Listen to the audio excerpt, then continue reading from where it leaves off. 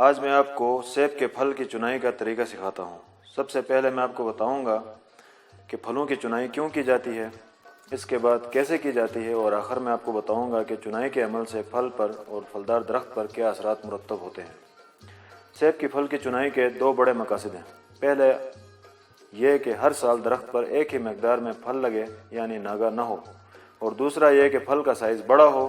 پھلوں کی چنائی کے عمل کے ذریعے پھل اور پھلدار درخت کے درمیان ایک بیلنس قائم کیا جاتا ہے، جس کے نتیجے میں ہر سال ایک خاص مقدار میں پھل حاصل کیا جا سکتا ہے۔ پھلوں کی چنائی کے عمل سے درخت میں موجود پھلوں تک بہتر خوراک کی رسائی کے عمل میں اضافہ ہوتا ہے، جس کے نتیجے میں پھل میں مٹھاس زیادہ ہو جاتی ہے اور اس کا سائز بھی بڑا ہو جاتا ہے، جو کہ مارکیٹ میں اچھے دام میں فروخت ہوتا ہے۔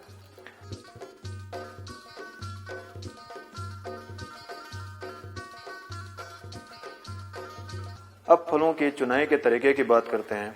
سیب کی پھل کی چنائی دو مرحلوں میں کی جاتی ہے۔ پہلی چنائی پھولوں کے کھلنے کے 30 دنوں کے بعد کی جاتی ہے۔ اس عمل سے پھلدار درخت کے اندر پھلوں کی پیداوار کے لیے بننے والی خوراک کو ضائع ہونے سے بچایا جاتا ہے۔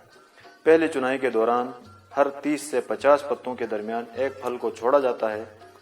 اس تصویر میں آپ کو شاخ پر چھوڑے گئے پھلوں کی مقدار کو دکھایا گیا ہے، جس میں سرخ رنگ کے پھلوں کو رکھا گیا ہے اور باقی کراس لگے ہوئے پھلوں کو اتارنا ہے۔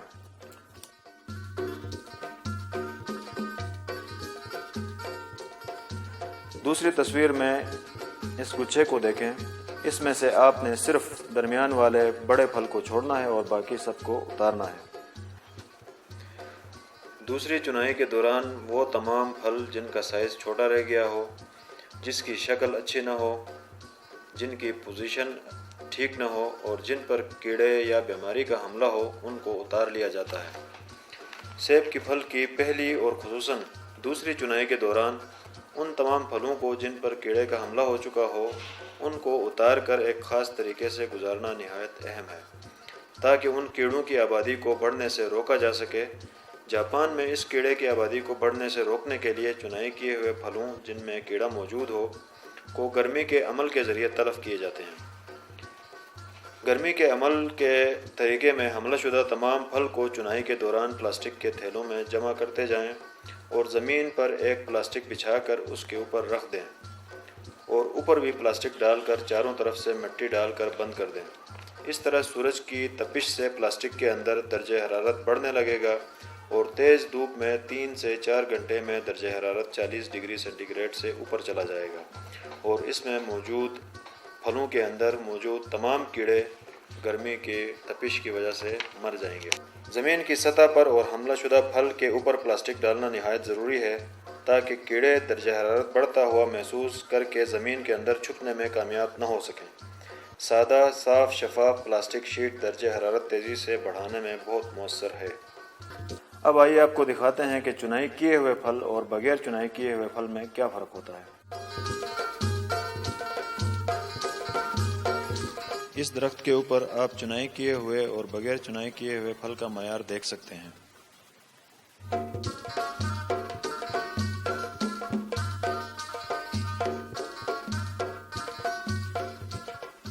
اس درخت کے 2 شاخوں پر تجرباتی طور پر چنائی کا عمل کیا گیا تھا، جس کے نتیجے میں پھل کا جو معیار بنا وہ نہایت عمدہ ہے، اور ساتھ ہی جن شاخوں پر چنائی کا عمل نہیں کیا گیا ہے اس کا معیار آپ خود دیکھ سکتے ہیں۔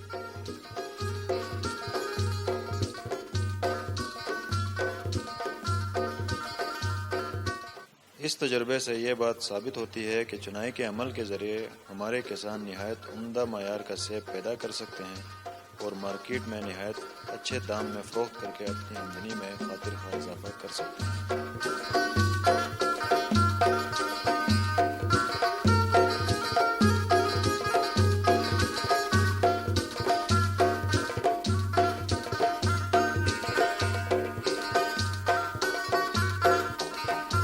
اور جو پھل چنائی کے بعد حاصل کیا گیا تھا وہ مارکیٹ میں 120 روپے فی کلو بکا تھا اور دوسرا صرف 15 روپے فی کلو بکا، جس کا مطلب ہے کہ چنائی کر کے آپ 10 گنا زیادہ قیمت پر پھل بیچ سکتے ہیں۔